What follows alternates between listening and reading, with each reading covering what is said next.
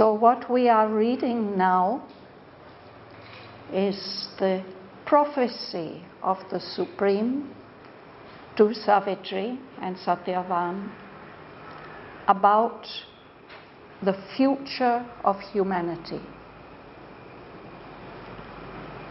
What, as a result of Savitri's tapasya, what she has done, her will, her insistence that Shraddhavan, as the soul of the world, must be allowed to return to earth with her in a living form. The Supreme has granted that wish of hers. He said, "Descend to life, with him thy heart desires." And then he's been explaining about what is the significance of the lives of Savitri and Shraddhavan, and what will be in the future for human beings. The last thing that we read, there are greater destinies that our minds can't guess at. No, those are already fixed on the summit of the evolving path.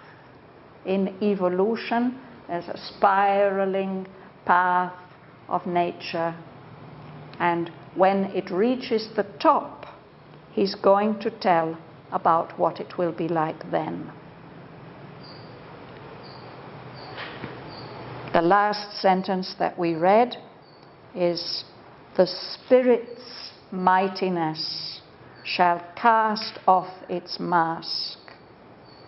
Its greatness shall be felt, shaping the world's course.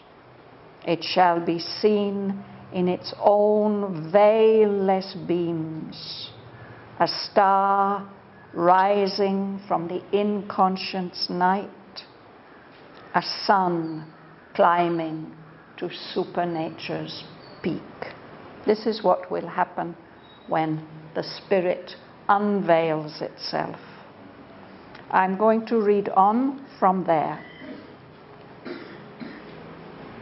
"Abandoning the dubious middle way, a few shall glimpse the miraculous origin, and some shall feel in you the secret force, and they shall turn to meet a nameless tread, adventurers into a mightier day.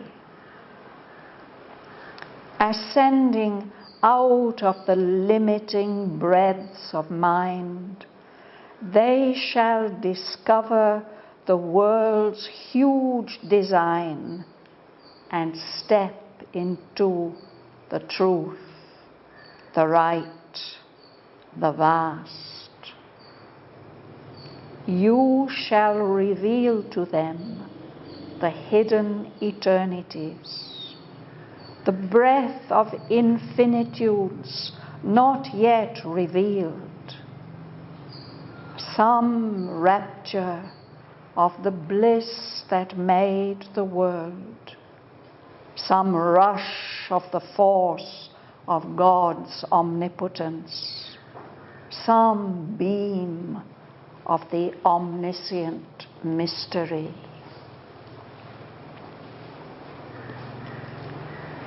But when the hour of the divine draws near, the mighty Mother shall take birth in time, and God be born into the human clay in forms made ready by your human lives. Then shall the truth supreme be given to men. There is a being beyond the being of mind,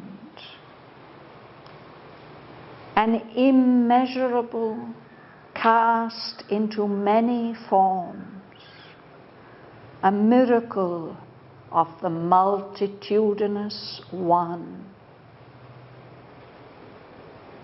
There is a consciousness mind cannot touch, its speech cannot utter, nor its thought reveal.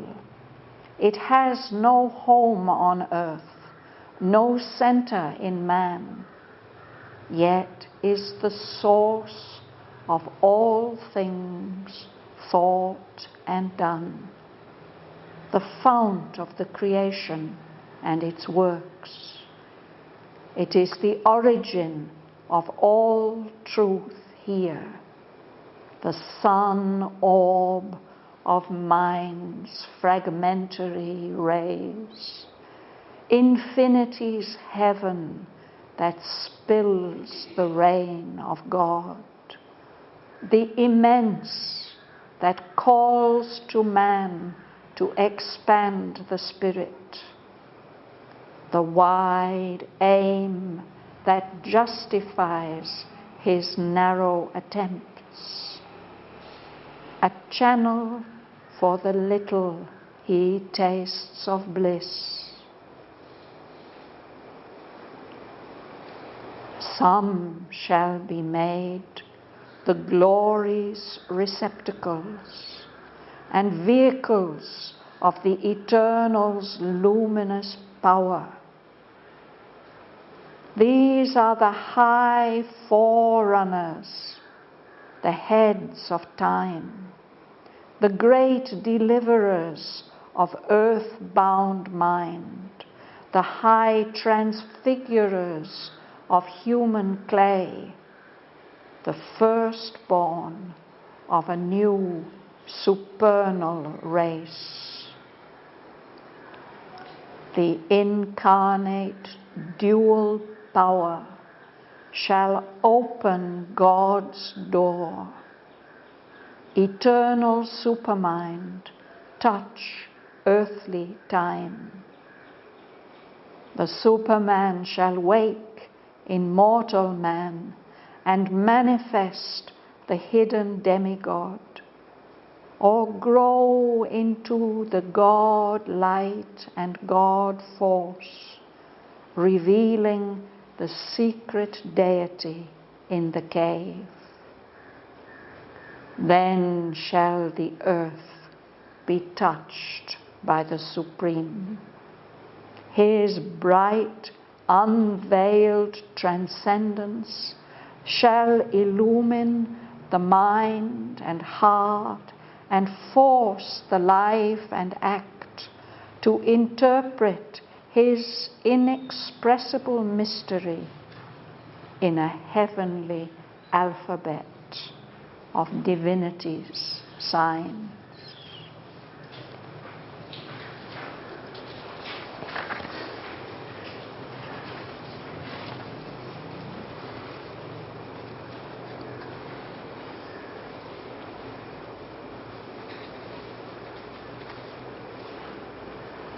Last week we read about how it will be on earth when mind still moves in a half light and the human heart only knows human love and life is a stumbling and imperfect force and the body counts out its precarious days. No? He said, as long as it's like that, you too, you Savitri and Shraddhavan, shall be born into man's dubious hours in forms that hide the soul's divinity, just like ordinary human beings. No? But some people will sense something special about you, and you will be able to spread my influence. No? But now in what I have read here, he says, when the hour of the divine draws near, then the mighty mother shall take birth in time, and God be born in the human clay, in forms made ready by your human lives. This story is supposed to have happened long ago in the past, in the dawn of human history. And the Supreme is prophesying a time that will come. So perhaps we are living in that time which is prophesied after all these thousands and thousands of years. We'll start this side today, yes? Abandoning the dubious middle way, the few shall glimpse the miraculous origin, and some shall feel in you that secret force, and they shall turn to meet a nameless prey, adventure into a mightier day. Yes, the dubious middle way.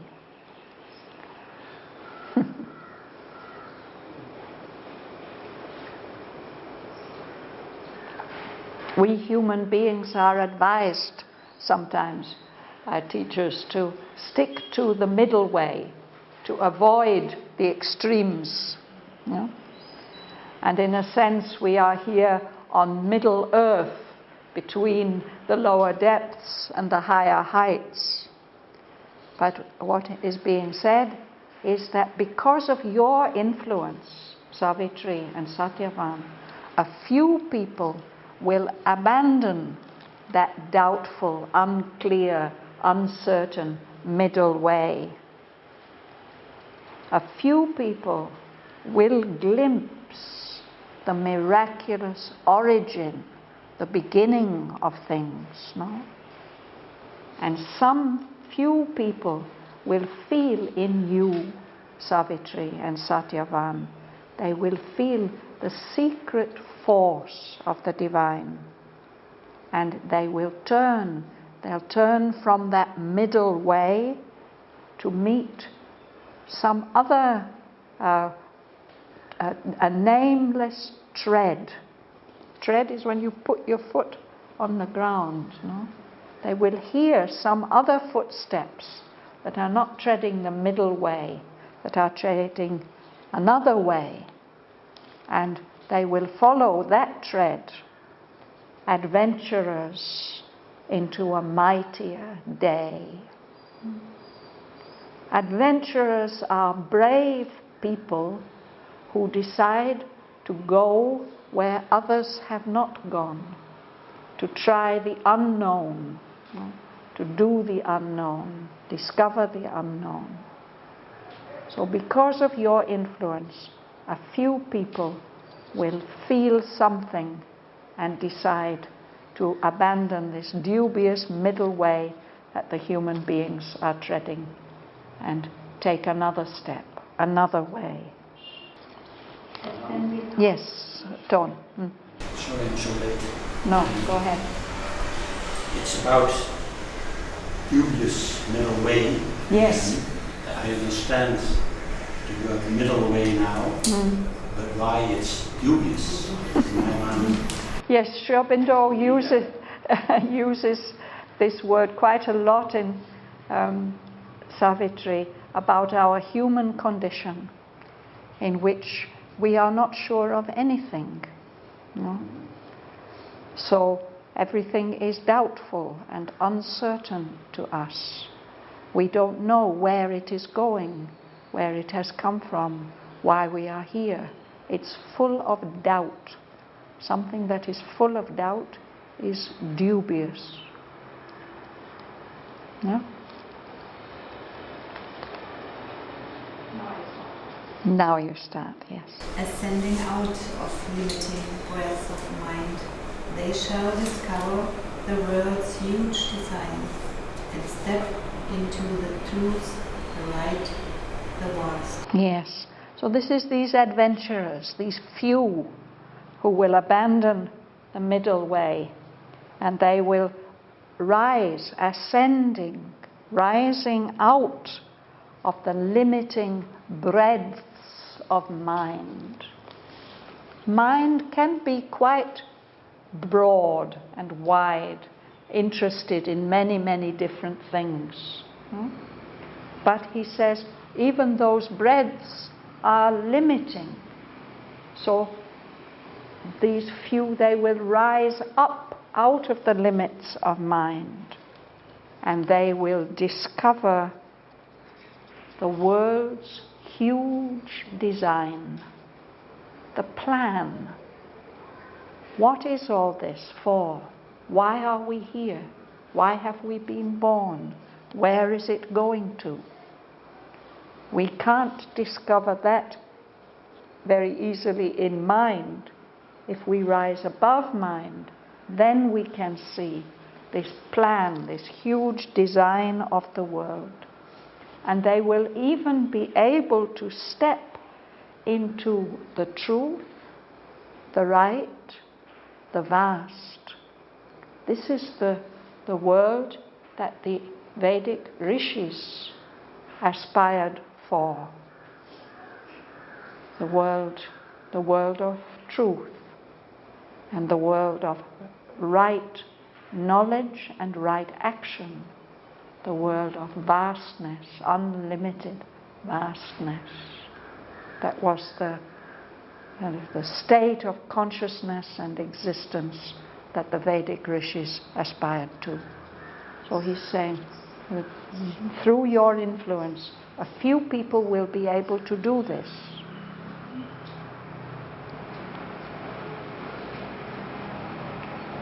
Would you read? You shall reveal to them your hidden inanities, the breadth of infinity, infinitudes not yet revealed. Some rapture of the bliss that made the world, some rush of the force of God's omnipotence, some beam of the omniscient mystery. Yes. So to those few people, you, Sattyavan and Savitri, will be able to reveal to them the hidden eternities, the states of timelessness. You will be able to reveal to them the breadth of infinitudes. He says eternities, no? Infinitudes is instead of infinities, many different infinities that have not yet been revealed. You'll be able to show them some rapture of that bliss that made the world. This world has been created out of bliss. We were reading about it yesterday in the Life Divine, that the origin is bliss, and the purpose and the meaning is bliss, and the end will be bliss. So you will show them something of that, give them a touch of that, and you will give them some touch, some rush of the force of God's omnipotence, His all-powerfulness, that force of God which can achieve what seems to be impossible. And you will show them some beam of the omniscient mystery. There's a mysterious reality that knows everything, that has access to all knowledge. You will reveal to them just some beam of that, just a ray, a single ray, not the whole mystery, but some beam of that omniscient mystery. That's what you will be doing as long as human mind is moving in a half-light. In the ordinary human state that we are in now. But he says, this is what comes next. Mila. But when the hour of the divine draws near, the mighty mother shall take birth in time, and will be born into the human clay in forms made ready by your human lives. Yes. So there will come a time of the fulfillment, no? When that approaches, then the Mighty Mother, the Supreme Divine Mother, will take birth in time. She's taken birth in time in the form of Savitri. But in that future, she will take birth in time, and God will be born into the human clay in forms made ready by your human lives, the many human lives of Savitri and Shraddhavan will prepare new kinds of forms, superhuman forms. No? So those will be revealed. No? So at that time, what will happen, Alice?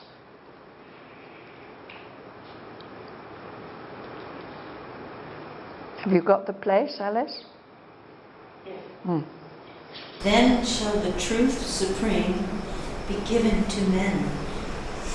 There is a being beyond the being of mind, an immeasurable cast into many forms, a miracle of the multitudinous one. There is a consciousness mind cannot touch, its speech cannot utter, nor its thought reveal. So at that time, when you, Savitri, are born as the Mighty Mother, and Shraddhavan is born as the Divine in the human clay, in forms that have been prepared by your many human lives, then the supreme truth will be given to humanity, not just to a few, but to humanity in general.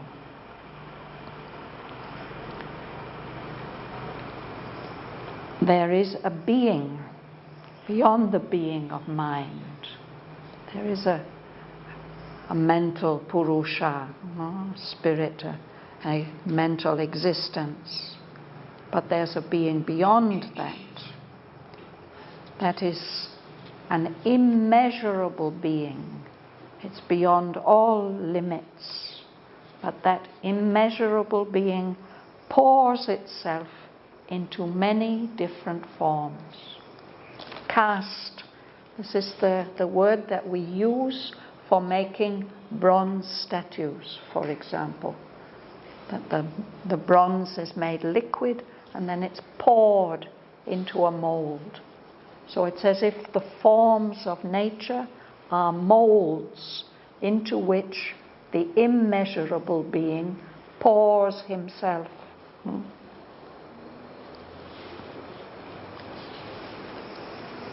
That pouring of the immeasurable into many forms is a miracle of the multitudinous one. Multitudinous means many, many, many. No? So the one who is also all the many. No? That's the being, the existence. But there's also a consciousness that belongs to that being, a consciousness that the mind cannot reach. That consciousness is unknowable to the mind. We can't say anything about that unknowable, that ineffable. Our speech cannot utter it, and our thought can't reveal it. Sarojini. It has no home on earth, no century in man, yet is the source of all things thought and done, in the fount of the creation and its works. It is the origin of all truth here, the sun of mind's attachmentary rise. Yes, let's pause there. That being and that consciousness has no home yet on earth. It doesn't have any center in man. We have read about the chakras, the centers of consciousness. Each of them opens up to a different universal plane. But so far, for that consciousness, there's no center yet in man. But still, that being and that consciousness is the source, the origin of everything that is thought and done here in the world. It is the fount, like a fountain from which the creation and all the activities and action of the creation has come out of that fount. It is the origin of all truth here in the material world. The sun orb of mind's fragmentary rays. An orb is a sphere. A sphere, he says, like a sun, full of light and heat and energy. So that immeasurable, that unknowable, is like the orb, the complete sun, from which the rays of light that we receive in our minds come from. These are just fragmentary rays. They're not even complete rays. They're broken up. What we get are just glimmerings of the light of that full, complete sun of divine existence. Shraddhavan, is sun always a single word? Yes. Single word. I mean, it's two words that he's put together. Sun is one word and orb is another word, and he's put them together with a hyphen. I think that in Sanskrit poetry this is done a lot, and Sri Aurobindo uses this method also throughout Savitri to bring two different ideas, concepts together. So he continues with the description. Tone. Infinity's heaven that spills the rain of God, the immense that calls to man to expand the spirit, the wide aim that justifies his narrow attempts, a channel for the little he tastes of bliss. Yes. So that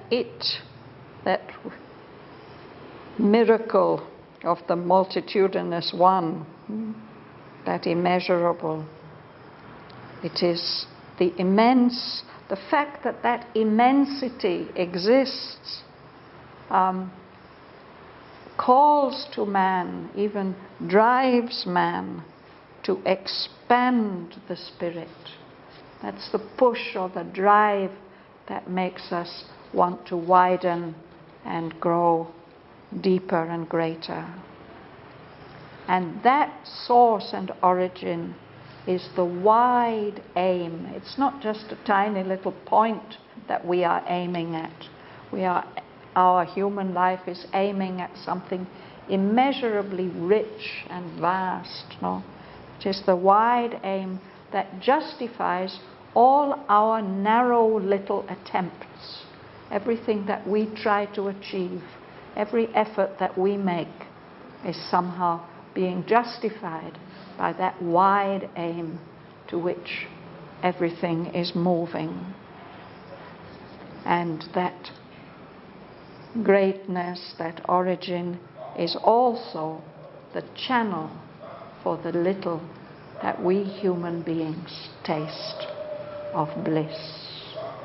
Bliss is a divine state, but something in us is always longing for that ananda, that perfect delight. We get little tastes of it, and those little tastes of bliss They come to us from that origin. It channels some drops of bliss towards us.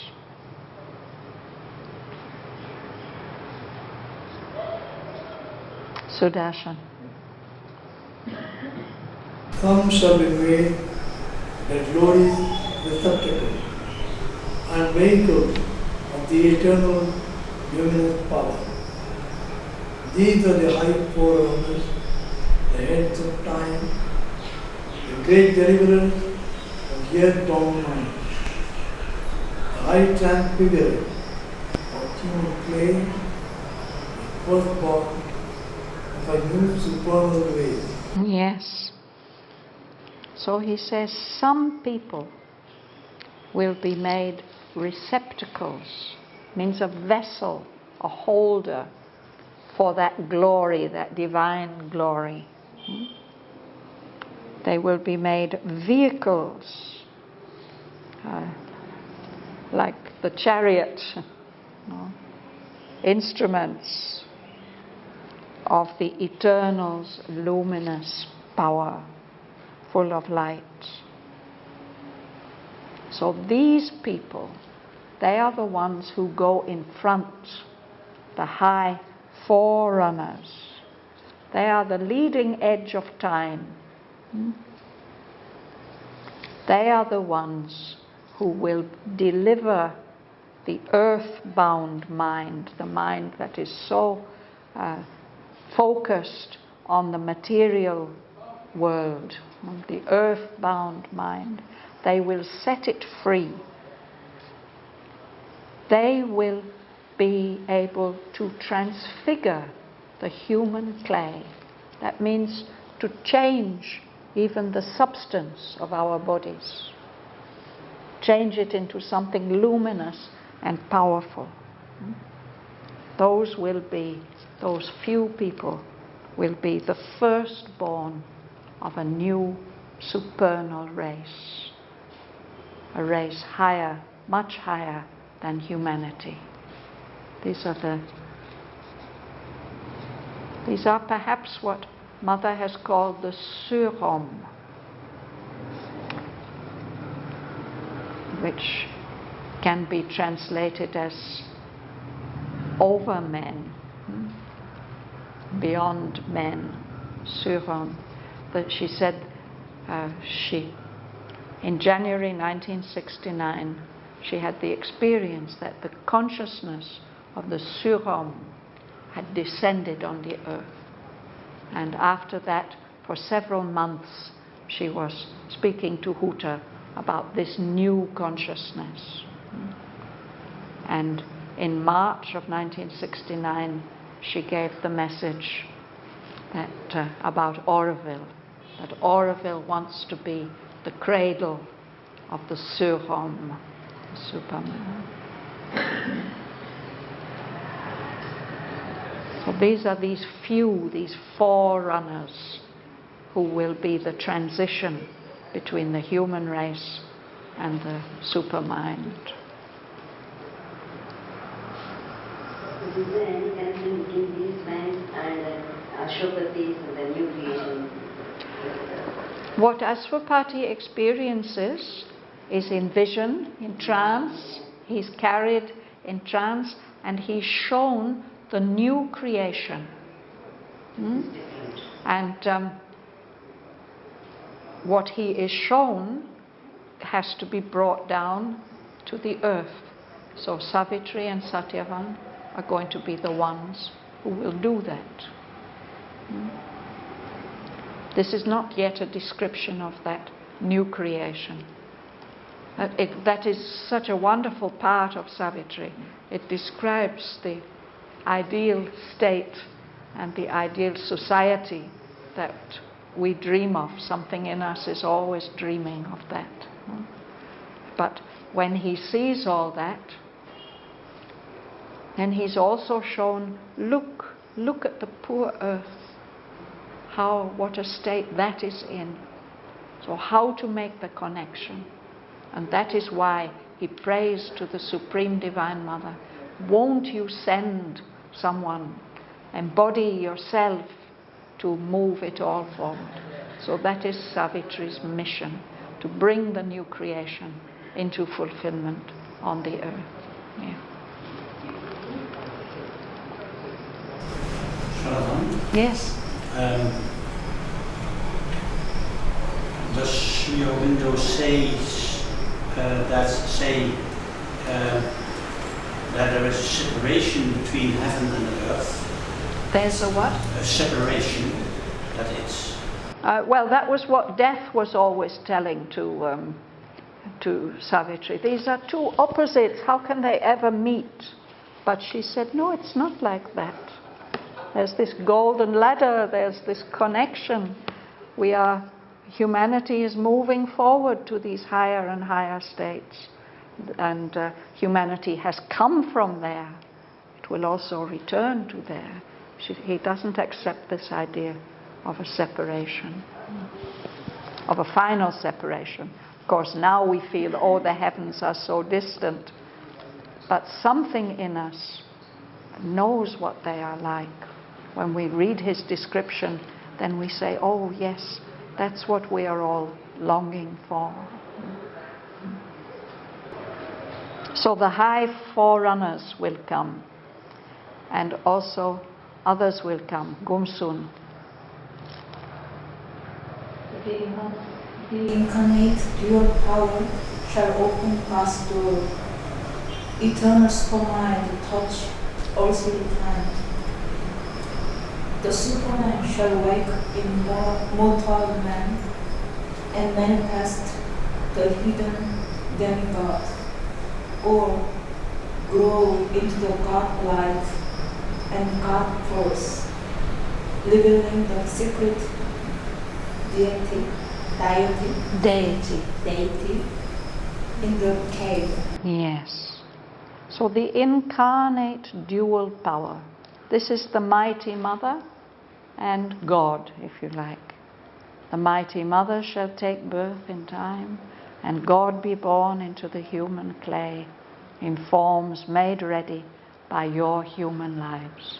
So this dual power is also Savitri, the supreme incarnation of the Supreme Mother, and Shraddhavan, who is the divine soul. So that incarnate dual power shall open God's door. The door will be open so that eternal supermind can touch earthly time. That is what Mother did, no? In 1956, with her hammer, she broke open the door. Supermind came flooding down. So then, that Superman, that next higher species, shall wake up in mortal men, in human beings, and he will manifest the hidden demigod, the half-god who is hidden within human beings. Or he will himself grow, be transformed into the God light and the God force, revealing the secret deity, that hidden divinity in the cave, in the heart cave, in the subliminal, hidden away, has to be revealed. Kamala. Then shall the earth be touched by the Supreme, his bright, unveiled transcendence, the living mind. The mind and the heart enforce the life and act, to interpret his inexpressible mystery. In the heavenly alphabet of divinity's signs. Here we say divinities. Divine, we say, but when we add something else on the end, it becomes divinity, like infinity.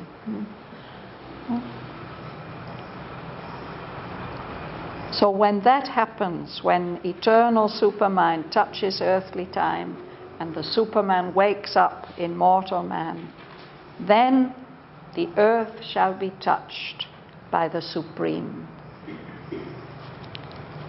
The Supreme who is transcendent, We think of the transcendence as being beyond the material creation. But in fact, the transcendent is inhabiting all this, is present in every subatomic particle of all this.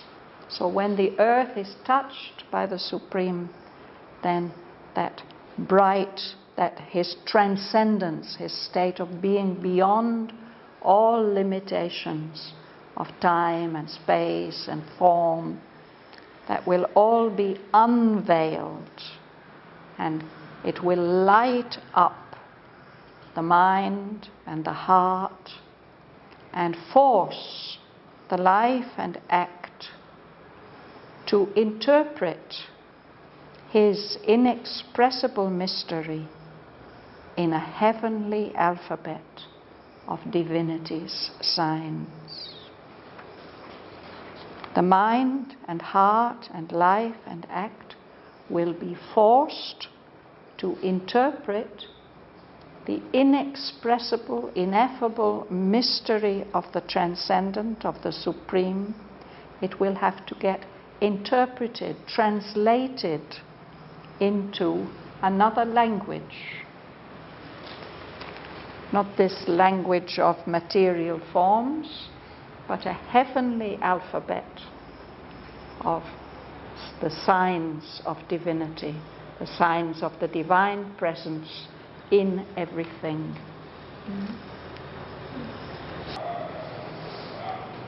Maybe we'll read just one more sentence, Joel.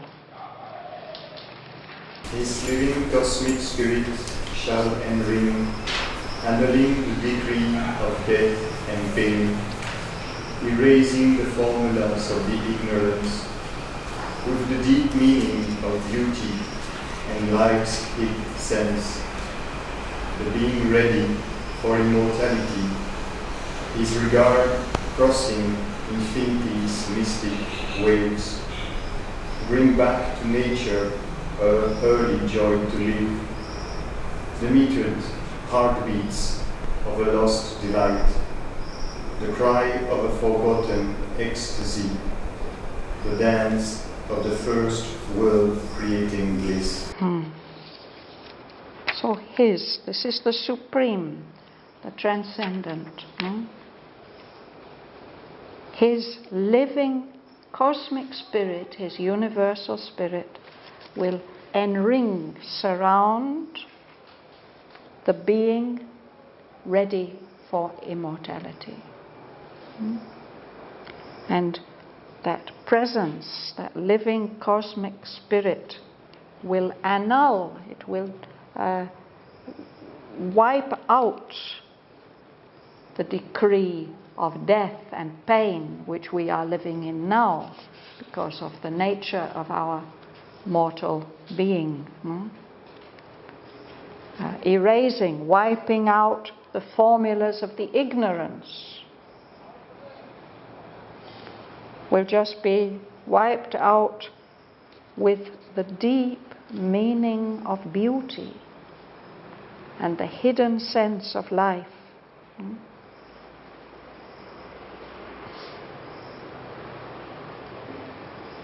So all this will be given to the being that's ready for immortality. And the regard, the look of the transcendent, crossing infinity's mystic waves, all the way from the transcendence into our earth, it will bring back to nature her early joy to live, the original delight of nature, and when at the beginning of the creation. It'll bring back to her the metered heartbeats, the rhythmic heartbeats of a delight which she seems to have lost now. The cry of a forgotten ecstasy and the dance of the first world-creating bliss. We've seen statues of that dance, no? This is the ecstatic dance of Shiva. with his movements, bringing all this creation into existence.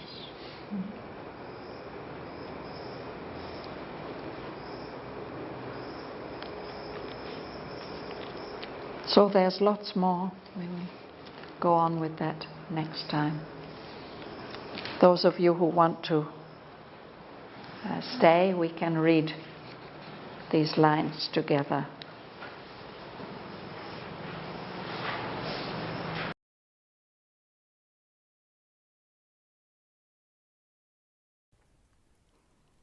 Abandoning the dubious middle way, a few shall glimpse the miraculous origin, and some shall feel in you the secret force, and they shall turn to meet a nameless dread, adventurers into a mightier day.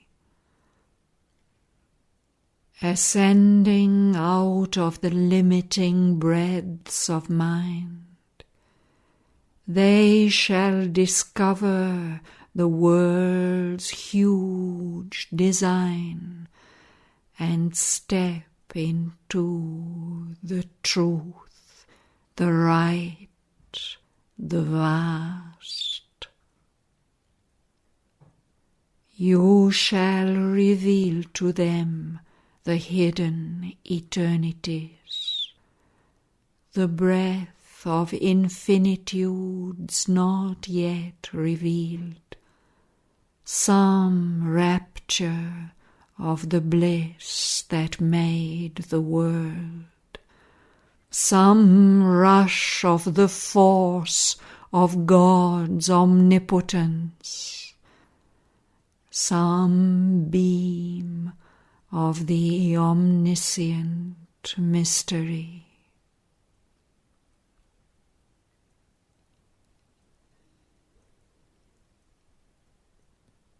But when the hour of the divine draws near, the mighty Mother shall take birth in time, and God be born into the human clay, in forms made ready by your human lives.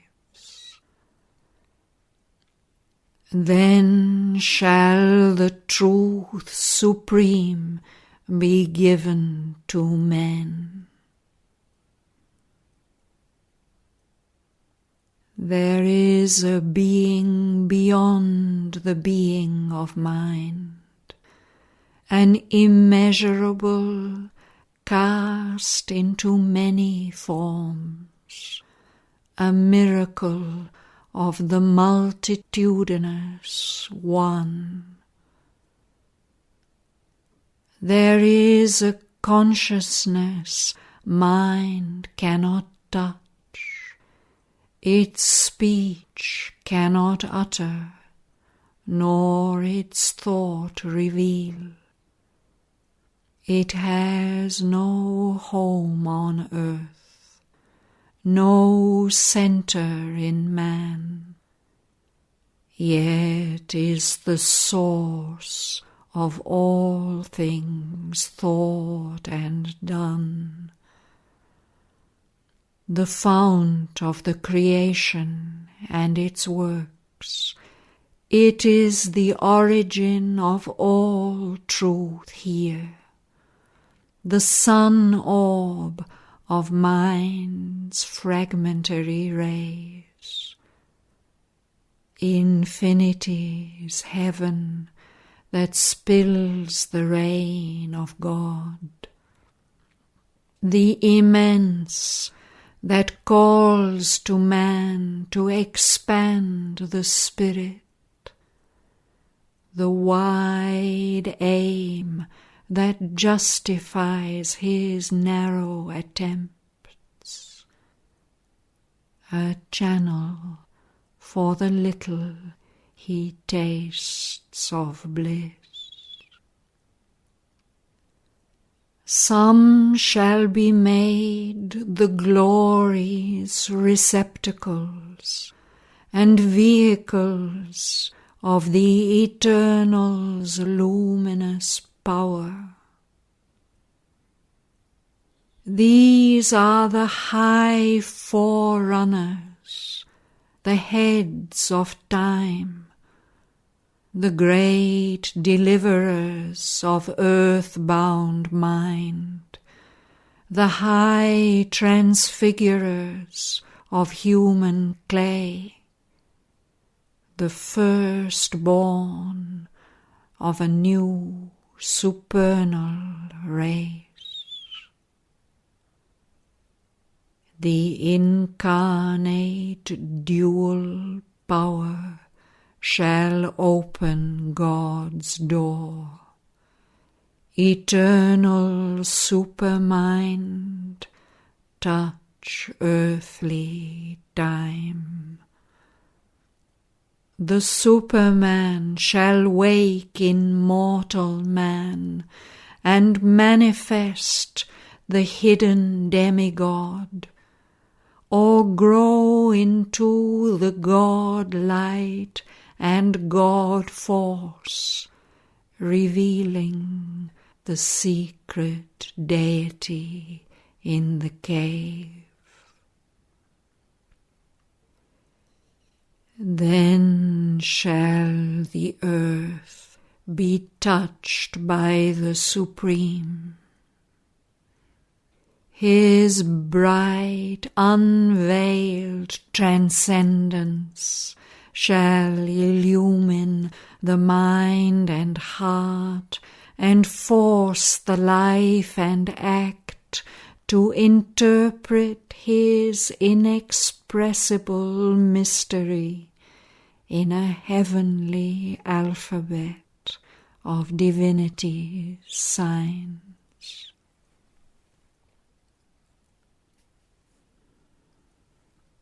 His living cosmic spirit shall enring, annulling the decree of death and pain, erasing the formulas of the ignorance, with the deep meaning of beauty and life's hid sense, the being ready for immortality.